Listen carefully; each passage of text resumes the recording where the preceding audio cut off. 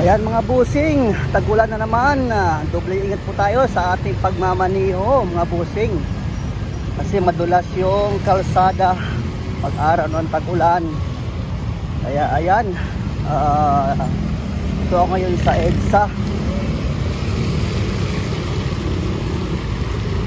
EDSA, Santulan to Ortigas, Pagallanes, no? Nanyo naman yung kalsada, napakabasa at madulas. Ayan. Doble ingat po tayo mga bossing, mga riders, sa ating pagmamaniho. Dahil ayun ay basa yung kalsada, no? Para maiwasan natin yung pagbabalintong dyan. Baka tayo mag-viral sa ating pagbalintong, nakakatakot mga bossing, no? Kaya doble ingat lang po tayo sa ating pagmamaniho ngayong umaga, no mga bossing, para iwas gulong-gulong.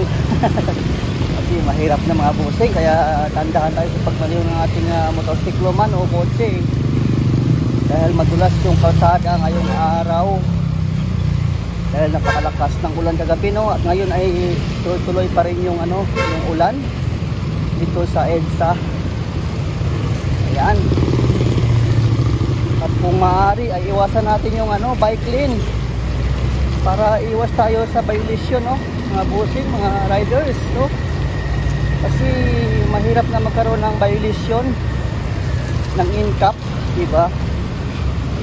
Kaya iwasan natin dumaan sa bike lane hanggat maaari para hindi tayo magkaroon ng sakit sa ulo pag bayaran na at magkaroon tayo ng rehistro. So malaman mga busing sa ating rehistro na tayo ay marami palang violation sa ating pagmamaniho dito sa EDSA. Dahil napaka-higpit talaga ngayon dito sa EDSA mga busing, buwan ng ng in-cap, no mga busing. Kaya yan, kaya ingat tayo, no, sa ating pagmamaniho sa ngayong araw dahil tagulan ngayon. At iwasan din yung bus lane, no? Ayun sa mga bus, huwag tayo dumaan doon, mga may kotse dyan. Iwasan natin yung bus lane para uli na.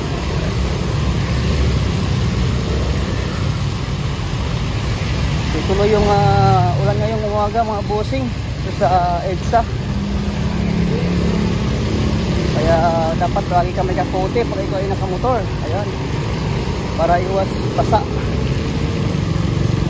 At dapat doble ingat tayo mga bossing sa ating pagmamaniho ng ating mga sasakyan, motorman o kotsean. Doble ingat lang at kunting control lang sa ating pag-apak ng silyador o pagpiga ng ating clutch sa ating motor, no? Dahil nakatakot yung patada, napakadulas. Ayan. Mga bossing, kung bago sa channel, huwag kalimutan mo subscribe and click the notification bell para update ka sa aking mga video dito sa EDSA. Ayan. Kaya yun, malinis yung kalsada ngayong tagulan, walang masyadong traffic ngayon.